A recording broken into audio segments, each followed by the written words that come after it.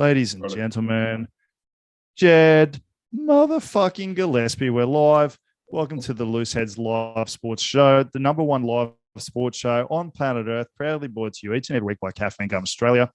Jed, before we begin, I think it's appropriate to just mention sad week for Australian sport.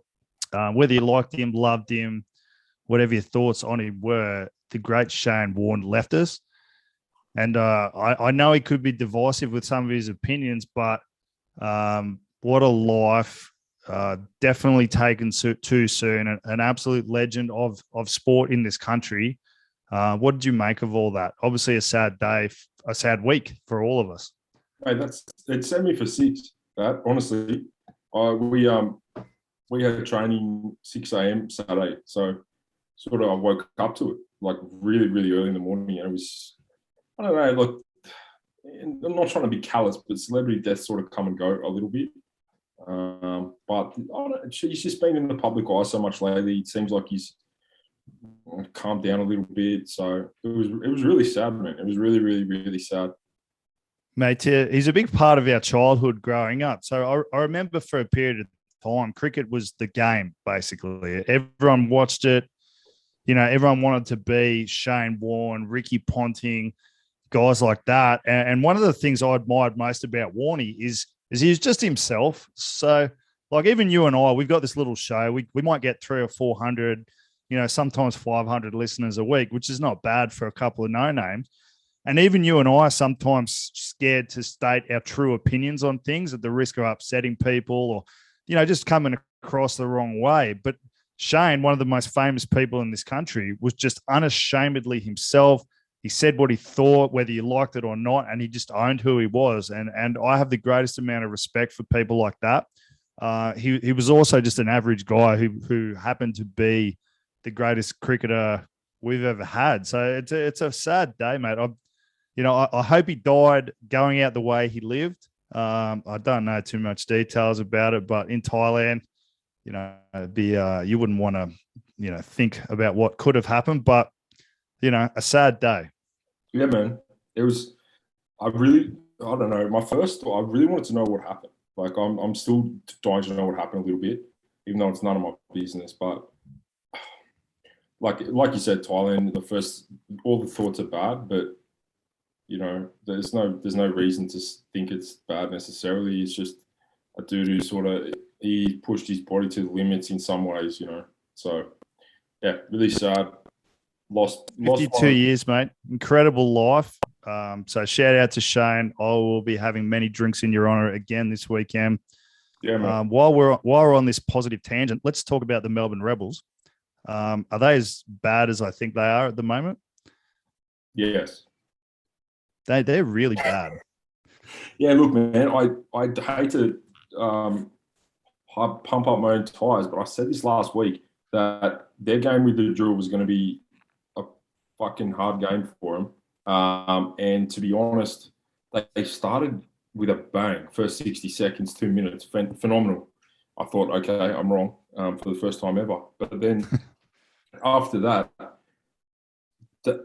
they got the same problem. I maintain they scored a try right at the death, right? Finally, some good football. They scored one try for Rolling Moore, which so they should, respectfully. And they scored one try off a kick or something like that. So they don't have attacking players. They don't have attacking weapons. And they're struggling to score points. They didn't score points the first two rounds. I know they have a lot of guys injured. I know I don't I don't need to hear it again. I get that. But with all due respect to the Drua, they should be getting beaten this season. And it's shown they have been getting beaten this season. So the most concerning element, I would say, for the Rebels is their set piece. And their set piece against the Drua, which they got fucking hammered. So I agree. I don't think it's nasty to say that the Drewers scrum has been terrible so far this year. They fucking demolished the Rebels. They demolished them. They made them look very bad. And even like when you look at the game, if you're playing the Fijian Drewer, how are you going to play them? Like, what's your game plan? Oh, so I know their game plan moving in. It's the same as anyone with like 4 IQ points would rub together, which is tight, set piece, maul the shit out of them, scrum the shit out of them. Choke the fuck out of them so they can't play footy. And then the Rebels just played into their hands. And keep in mind as well, like the Drua are turning over at this point an unbelievable amount of football. Like they have not hit their stride at all. They haven't. The pop passes are not coming off. They've got better this week. They're dropping 10 balls a game, man. So they had plenty of ball. They had plenty of opportunities. But I think they're a victim of. I don't think they have the players. At what point do you say that's not an excuse anymore? They've got guys. They've got experienced guys there. They've got international players. Like you know, I'm not one. I don't like bringing people down to my level. But yeah. I don't like bringing them down to the gutter where people like you and me belong. But like, I just don't see how you can keep making that excuse that we don't have the players. There's guys that were picked on the weekend that would not be a first grade player at some clubs in Sydney, and I don't think that's over an exaggeration to say. So, I mean, there are problems there. I struggle to see them winning a game this year. I know they do have a couple of guys coming back, but even a couple of guys. Right, so throw in off the top of my head, you throw in Rob Leota, you throw in Trevor Hosea, Richard Hardwick. Man, he's a nice dude. He played at Eastwood, but like he hasn't played. No disrespect. They're not big game breakers. Rob Leota's good, but he's good. The game isn't won if he plays on the weekend, so that's my problem. Obviously, Hodgie's out. Hodgie's just stable. Like he's the core of stability for the team, but he's not scoring points besides goals. So they've got a big problem because I think they've invested in the fact that Carter Gordon was going to be a 10 and like a 10 for the future. I know he's only played a couple of bad games. Don't shoot me down, but he's certainly not a 10 for now. And they've got, for the life of me, I cannot figure out why they dropped Matt Gibbon and Seth Fagasi. Seth Fagasi is an experienced, good player. Matt's experienced and very good at the moment. So I don't. Maybe there was something internal that went on there. I don't know. I haven't asked anyone. They dropped him. So that's who they've dropped.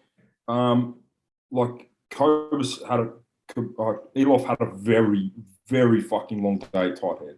Long day. He tends to fade sometimes. I think he's a big dude, but it was full jump, and I don't think I think the Fijian guy got penalised once or twice. I thought that was pretty rough. He was getting lit up.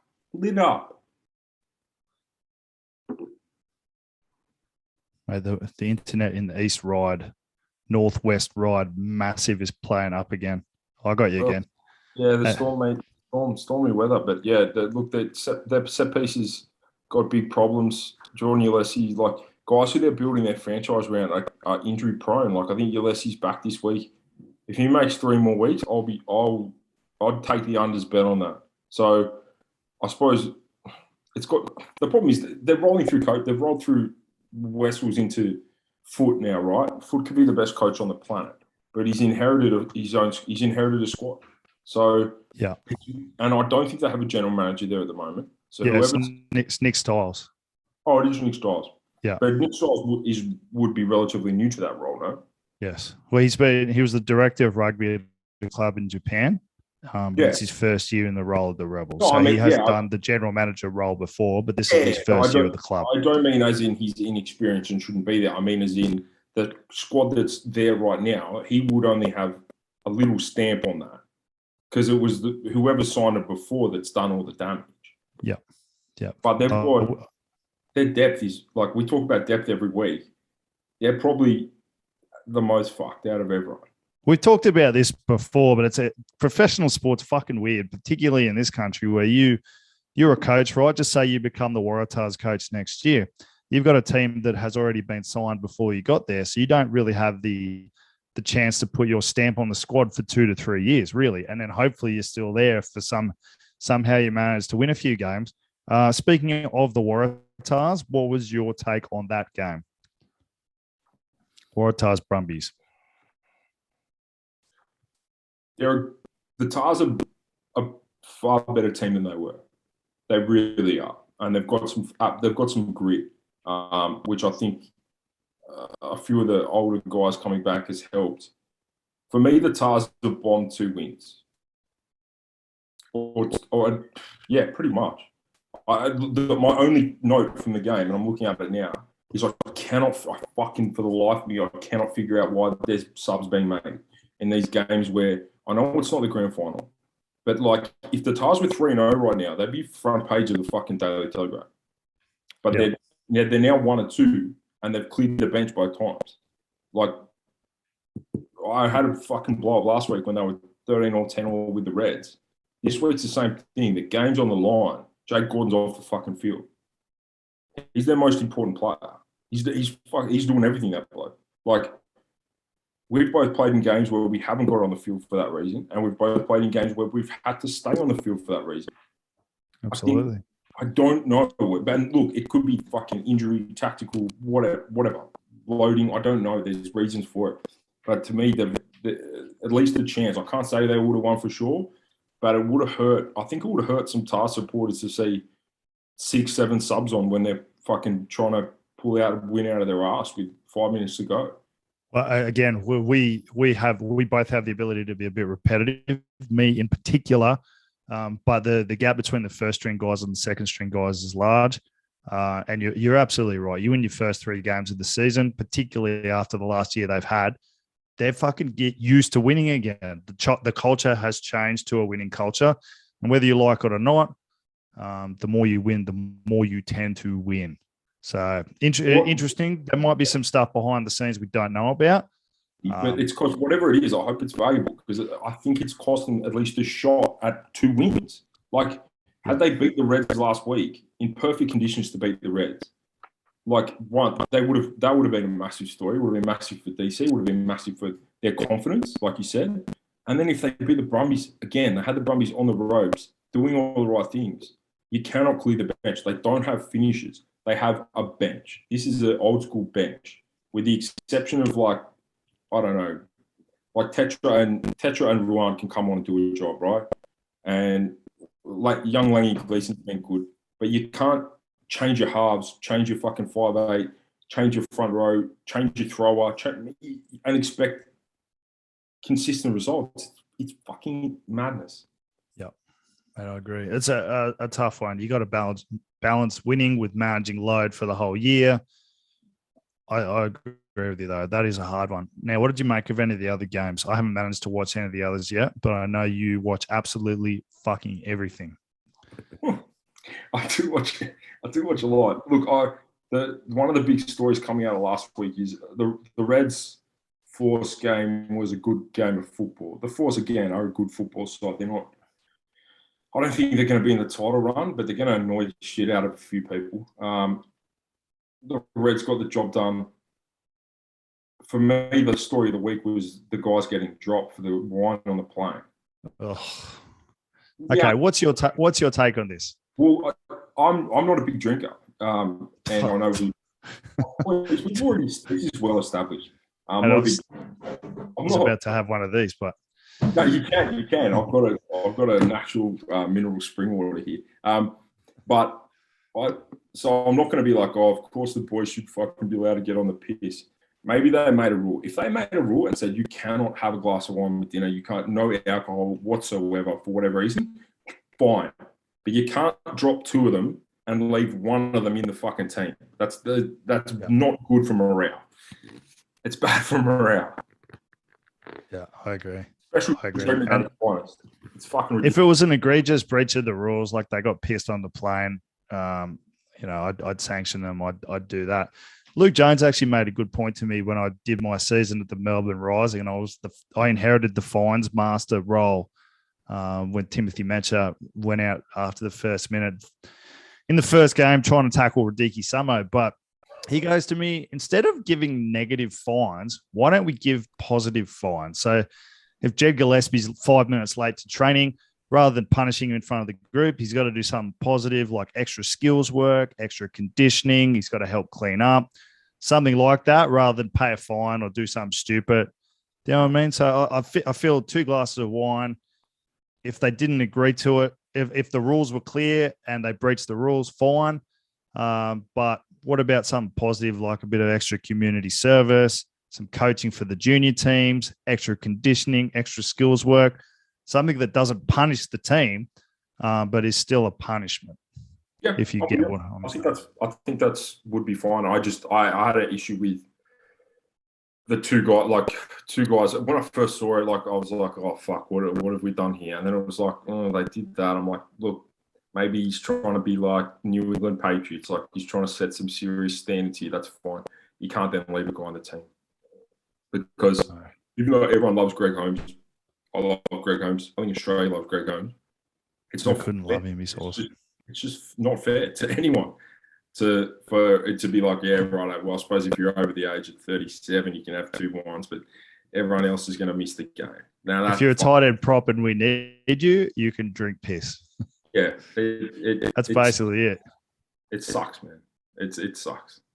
Yeah, I agree. It's almost a bit divisive. Like there were some interesting comments on social media. I got to stop reading social media, by the way. It absolutely fucks with my head. But there were some comments about how the way they've handled it would almost be more detrimental to the team culture, which I thought was interesting. And I kind of agree with it. It's a really hard one. You want to have high standards, but you don't want to punish people for living. I don't know the right answer. Look, we've both been on plane rides that have gone seriously astray. That doesn't sound like one of them. So no. Look, it's a fucking weird one. My other takeaway from the game is the Reds need a hooker badly. Like without Matt, you could tell Matt Murphy wasn't there. Like it was. They're 2 different teams. So like, it's a big problem. They've got a big problem without Murphy. They don't have any hooker depth, like none whatsoever, and they have. Their props are decent, but like Tupou's a 10-point player. If Tupou's not in that game, I think he started on the bench. Like it's Feo Fatuaka. Like he's a good. I would say he's a good reserve tight head prop. But like if Tupou's not playing big minutes, they're a different team. So I've heard a rumor he's pushing close to $150 at the moment, which is why they're not playing him. Little rumor. I mean, it's a worthwhile rumor, but like, if your game hinges on him fucking playing, and maybe I wouldn't be like punishing him by depleted game minutes. I don't think he would give a shit. Respectfully, he's being paid a fortune. He's the best player he's the best tight end in the world. Be top 10 players in the world. What are you going to play in the back 40? So you're punishing yourself. Yeah, it's similar to the force thing. You're really punishing the team rather than punishing the individual. But just on that, Matt Faisler from Brisbane ended up getting a call up for the Reds, making his Super Rugby debut. I believe he's going to be playing for Randwick this year. He's a really good fella. I met him briefly, but that's probably the first of the Shoot Shield guys that will get a call up. And I don't want to blow my own horn like yourself, but I think that's going to be happening more and more going forward. Do you ever think that the Super Rugby teams might organise trades within each team? Like the Brumbies have 4 Wallaby hookers. Yeah, I was going to bring this up at some point, but the Brumbies, each of the Brumbies hookers would push to start at the Tars, each of them. Yeah. And I like Dave Precky. I think he's a good player. He's a nice guy. But each of them, Billy Pollard, Lonergan, Conor McInerney, and Folau Fainga, obviously, like all those 4 are starting in every other franchise. Take it or leave it. It's a fact. I think they'd push Matt Murphy as well. He's a good player. I think they'd still push him. So one of them's going to have to go. From my memory, Pollard's on a 4-year deal from leaving school, so he should still have at least another year to run. They got big raps on that kid too. Big raps. He was a good rugby league player. So yeah, they got 4 extremely, extremely good hookers. And I'd say at the moment it looks like Connell's on the outer. So I presume he'll head overseas. It's an interesting one, man. It's an interesting one. Without giving anything, I don't know anything about that situation, but I am doing a lot of highlight reels at the moment from people. So there's people looking for opportunities, and it's just going to keep happening. Now, you had another rant that I forgot what you were telling me about, but what is it? Because I know you write down, you prepare for these shows. I don't need to prepare because I am so fucking talented at talking shit.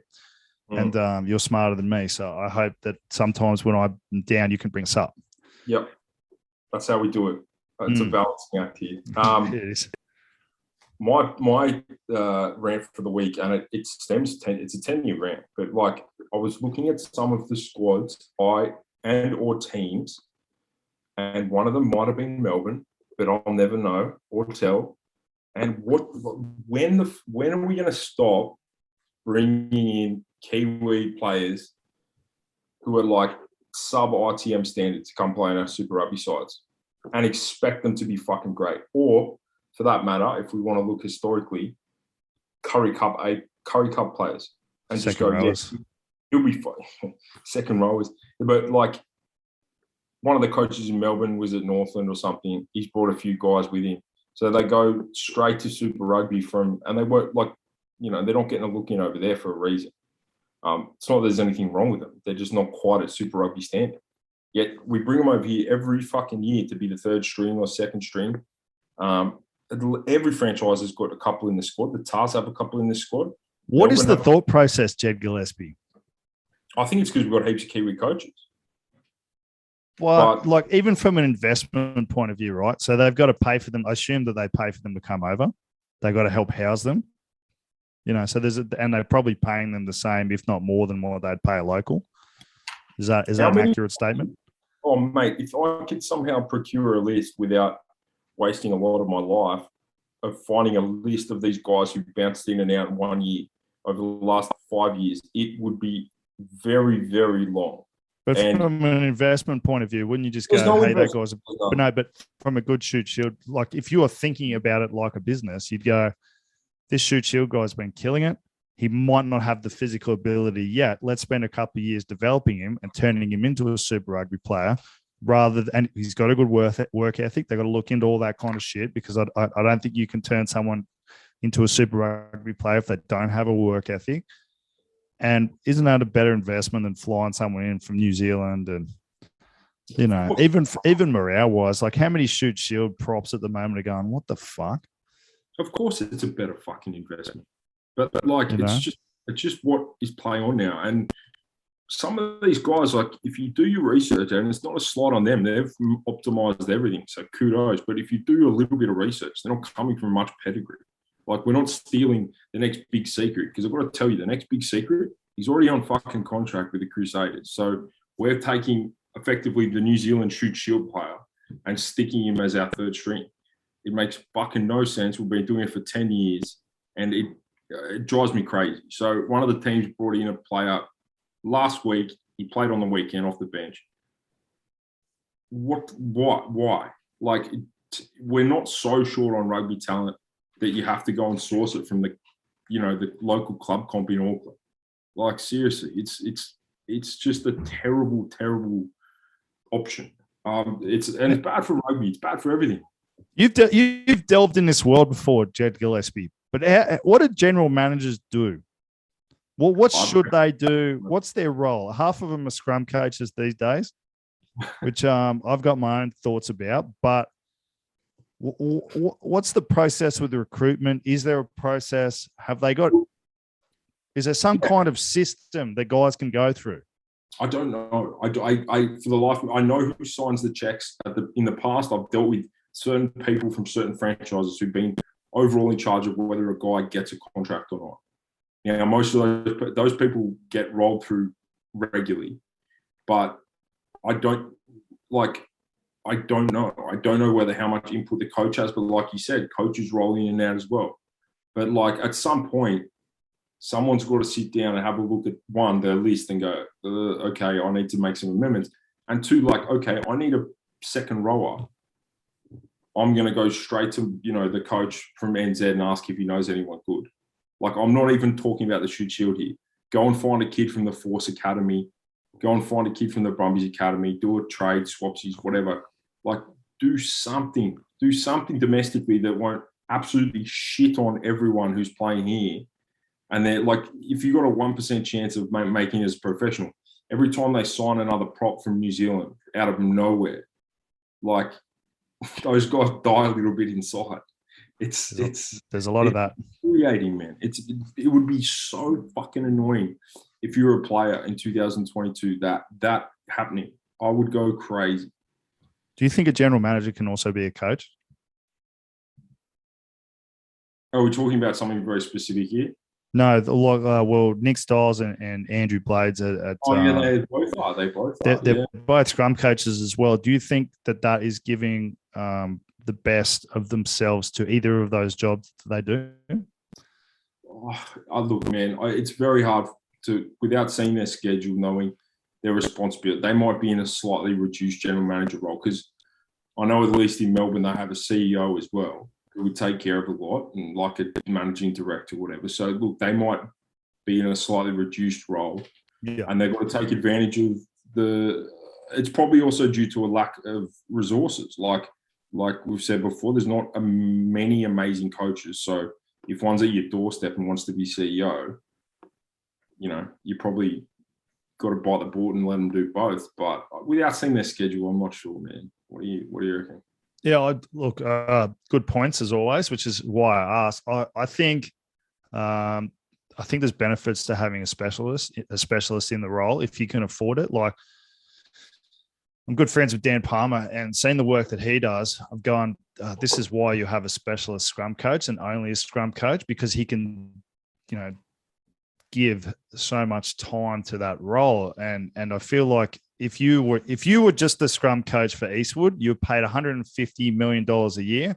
That was all you did. You could go to all the clubs in your local area, which is probably what you're getting already, but you go all the clubs in your area, you're improving all the standard of scrum coaching in the Eastwood area. You're developing a system. You're teaching the system to all the players in the Eastwood area. That'll filter through to the next level, so that you're going to have a good scrummaging assembly line of players filtering through to Eastwood for decades to come. So I think that's one of the benefits to having a specialist in the role. I know Bladesy has done stuff with the junior Waratah guys, so obviously he's doing that. But again, you're right. Unless you know what their actual day job's like, it's hard to really get a good take on. Theory.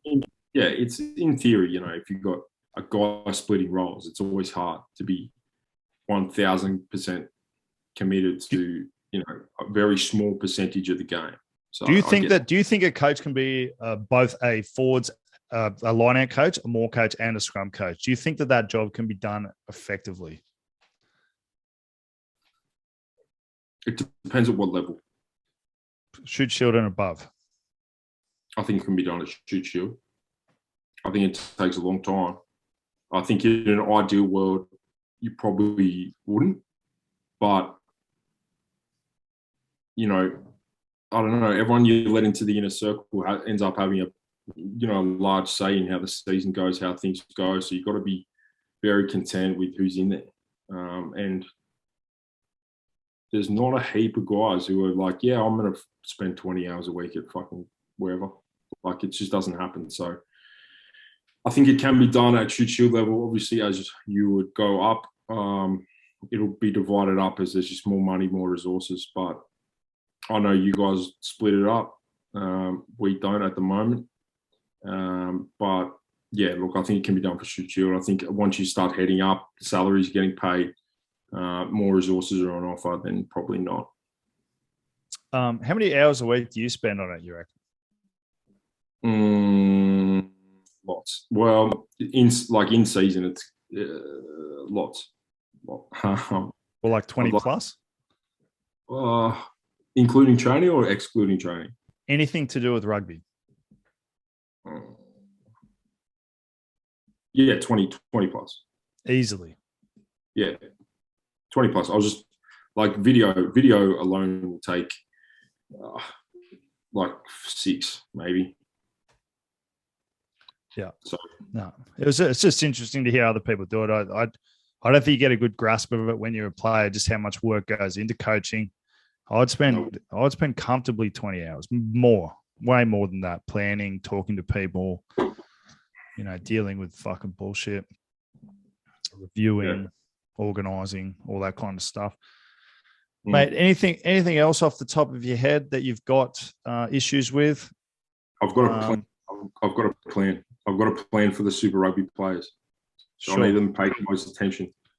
Major League Baseball has a lockout at the moment. Australian Rugby super players need to do a lockout. Can we? Oh, let's bring it up. Let's fucking go there, Jed. Neither of us have anything to lose. I certainly don't. What I'm bringing up is the COVID season, how they cut everyone's salaries significantly. So they cut. Did we talk about this? Yeah, we discussed it. Okay. I talk so much. I talk so much shit online. I can't remember, but it'd be very nice if players actually get some of that money reimbursed, particularly. Sorry. Yeah, so we discussed the whole issue privately. No, we discussed it on here how it was crazy and they've been paid in full and like they had no choice. I thought it was super illegal, but whatever, they got away with murder. We did talk about it.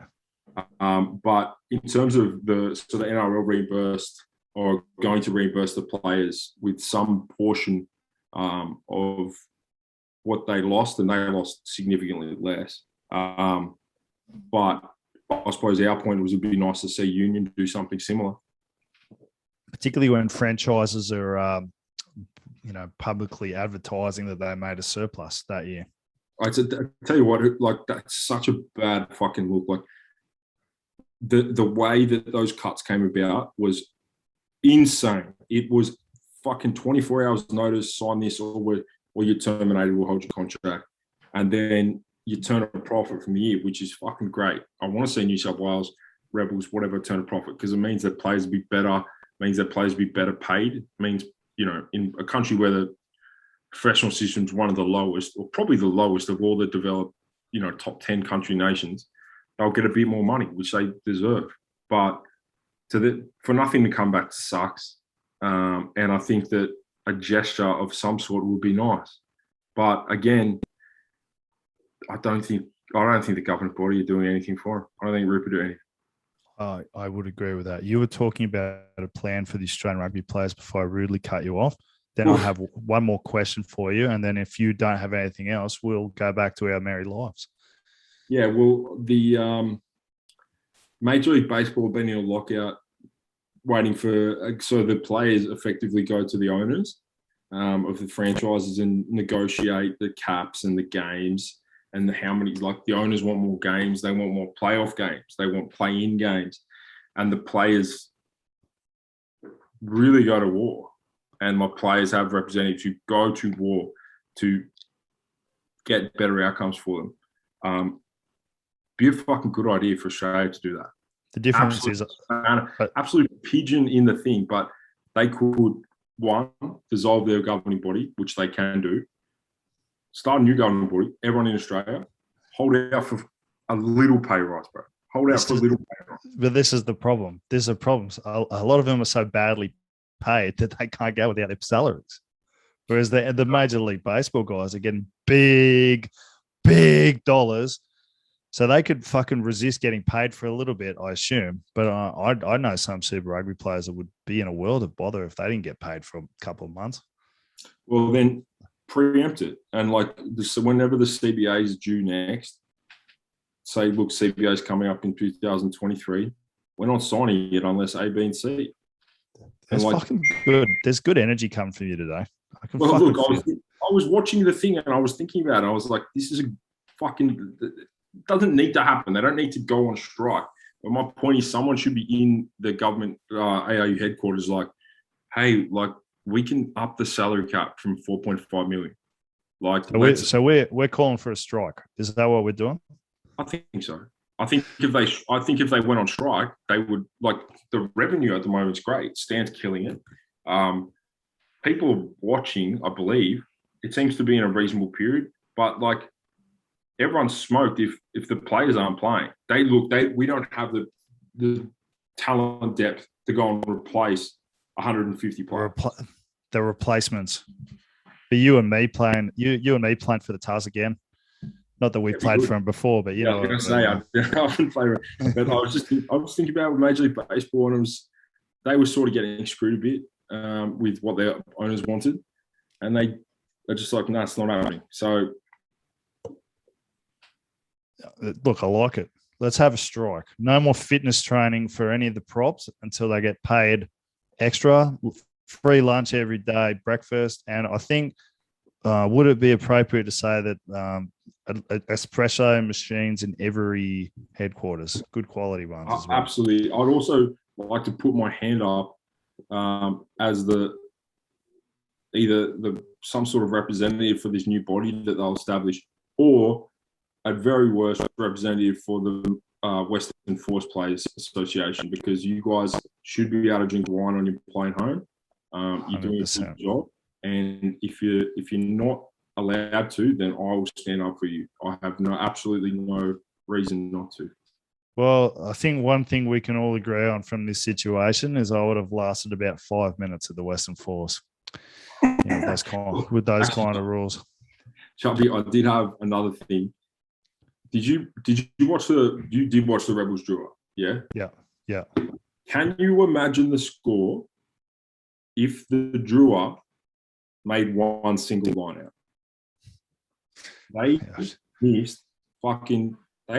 They're 1 from 35 or something line out. It is unbelievable. I will pay them. I'll give them $1,000. Let me come up and just fucking have a look. Just have a gaze. Because if they won, like that's 10 possessions, 10 extra possessions, 10 starters. If they had got them, they could have put another 15 points on that game. I mean, the Rebels stink, don't they? Like, they stink. Let's stop fucking burying the Rebels. I know you hate the Rebels. Well, I don't hate the Rebels any more than I hate anyone else. I mean, I hate everyone. I don't discriminate. I hate everyone evenly. I do hate everyone evenly. But I'm with you. The fact of the matter is they're not, at the moment, they're not a good football team. So, question for you, right? So every time there's a bad result like this, all the fucking keyboard warrior experts, which I know you dabble in that realm from time to time, as do I, if I'm being honest, under one of my sort of ghost accounts.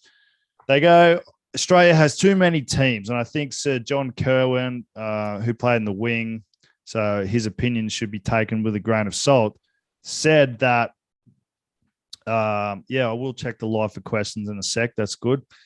He said, we've got too many Australian teams. What's your take on the situation? Should Sean, slurring my words, I haven't had a drink today, even though I've been tempted. Should he just stay on the wing, Sir John Kerwin, former Italian rugby coach?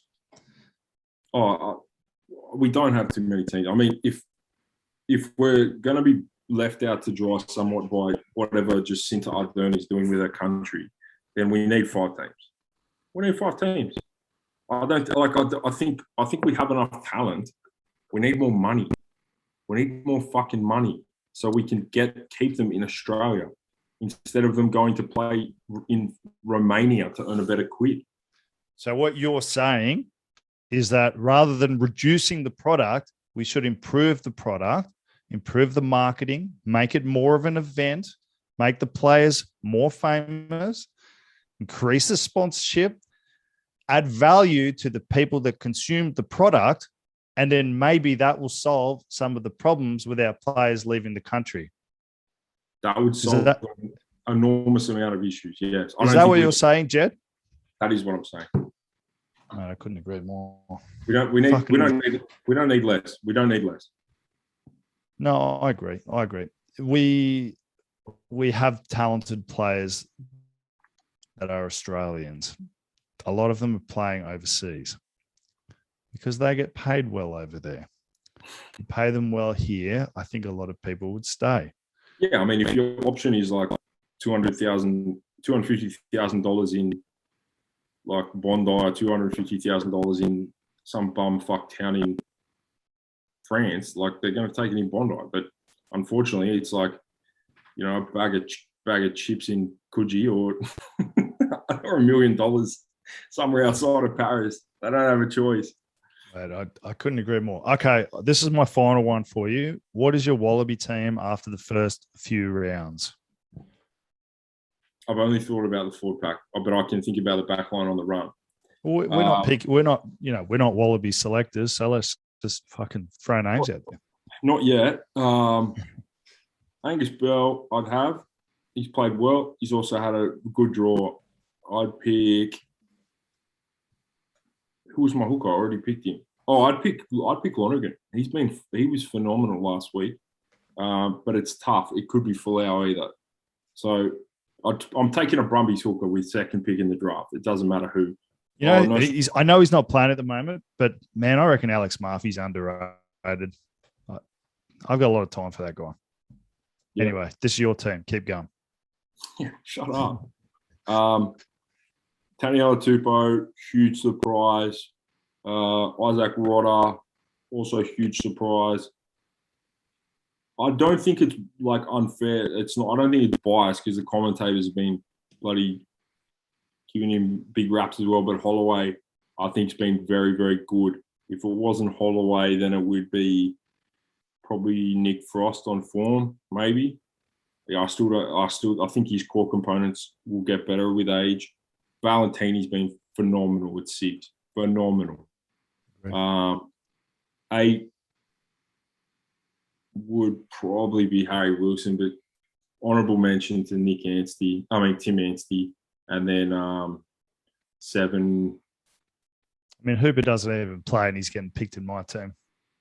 Well, he can fuck off. He can't be in that. He can't be in your team. I'll probably take Fraser McWright, even though sometimes I play him on the bench. He's the most phenomenal on-baller I've ever seen. You know who I'm a big fan of? Jerome Brown from the Brumbies. Yeah, he's good as well, man. That guy is the meathead.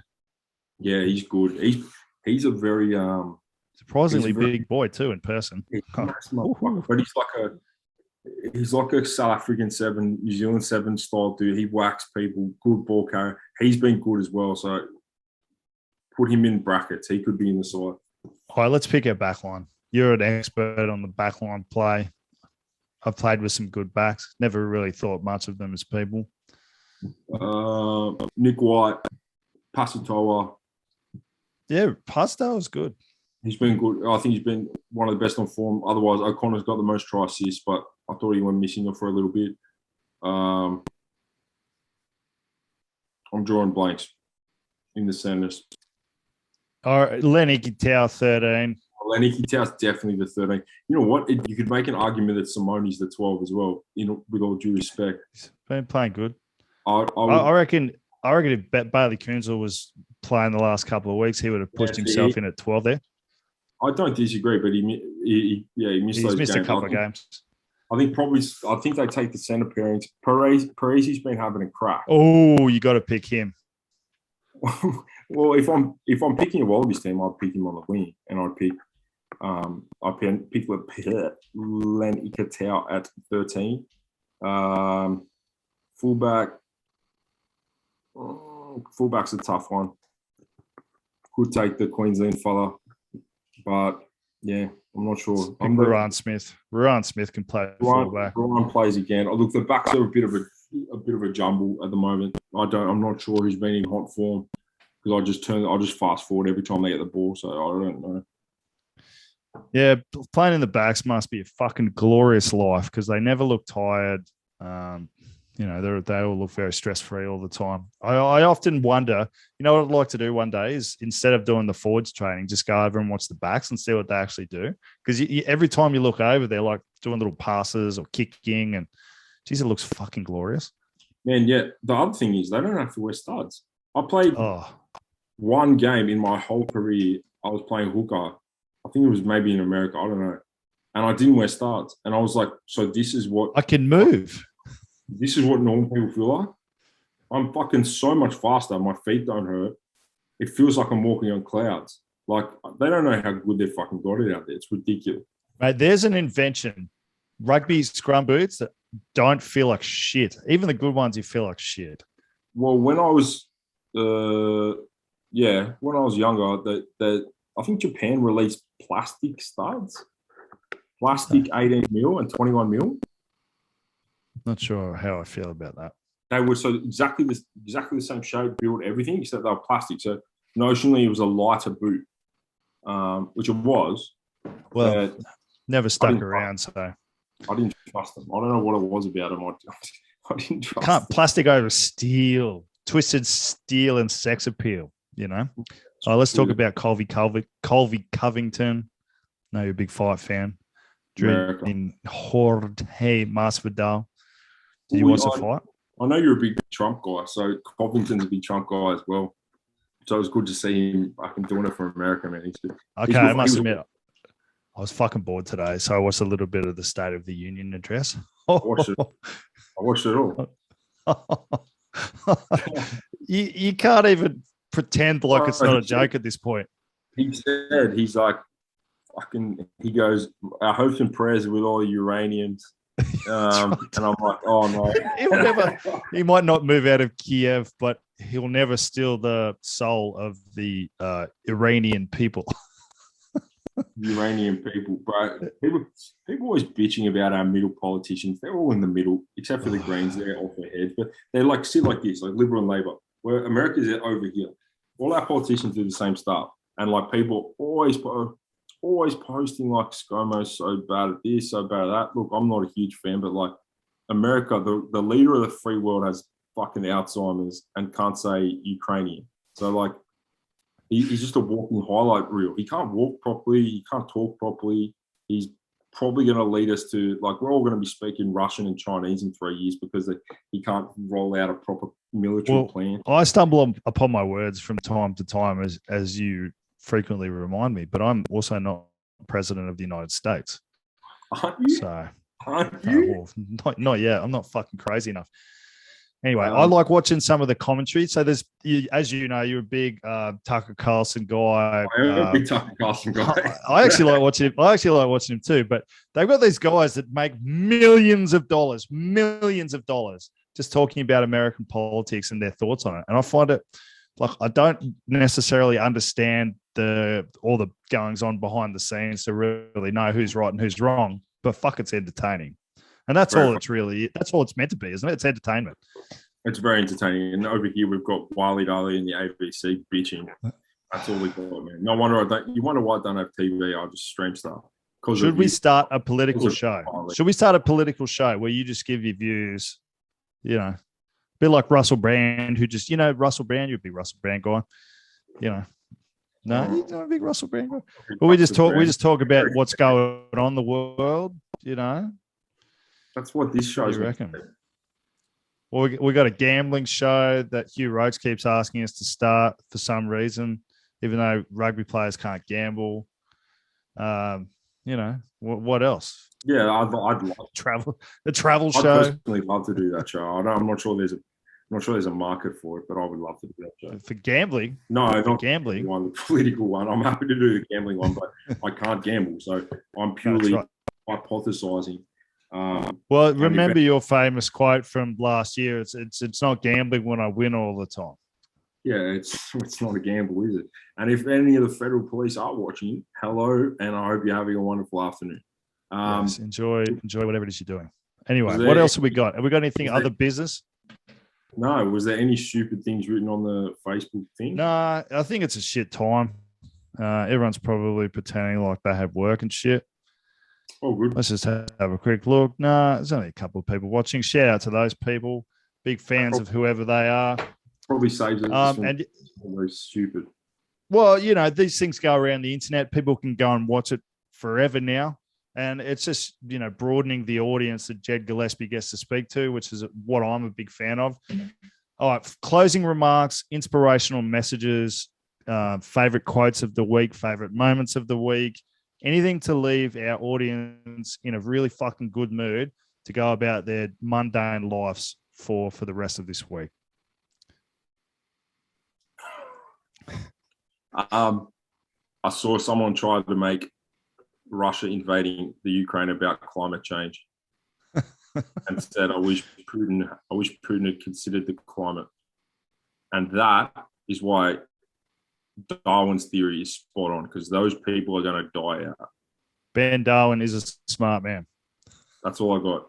You, Ben, no, he's a smart man as well. But look, I know you're a big Putin guy as well, so he's obviously running into some issues in the Ukraine. I just thoughts up, bless up to all the boxes over there whipping out. That's a tough people, man. They are brutal people. I feel like I would have flourished in the Ukraine, not because I'm brutal, but I sort of look like I could be from the Ukraine a little bit. So I actually always had a plan to move to Russia if things didn't go my way. So that plan's obviously been put on hold as the ruble goes below 1 cent. And the country, you know who you now? Well, now's the time to buy Russian currency because I know you're a big currency trader guy as well as a Bitcoin guy. But you know who you actually remind me of, and one of our many fans, a Russian fan, said that you are the Australian Fedor. I'd love to be the Australian Fedor. Appearance-wise. Yeah, well, not really. Oh, yeah, we both got shit rigs. Yeah. Very powerful. Okay, so inspirational messages that the war in the Ukraine is about climate change. Interesting. Yeah, well, I think that's a good way to finish. Yeah, 100%. Next week it's going to be about gender, so it's a good way to finish. Are you guys going to try? Did you play a trial on the weekend? No, we were meant to, but yeah. but the old climate change situation. Reared its ugly head. Yeah, we couldn't get on the grounds. We're meant to be in Bowral. Yeah, we're both scheduled for this weekend, so we're not playing this weekend. We got training this weekend. Okay, well, we're scheduled for this weekend. So who are you playing? Gordon. Ooh, I think we're playing Gordon next week. So yeah, we split our teams as I said last week. So are you picking like an even sort of like a mixed team to play? Yeah. So don't want to show too much this time of year.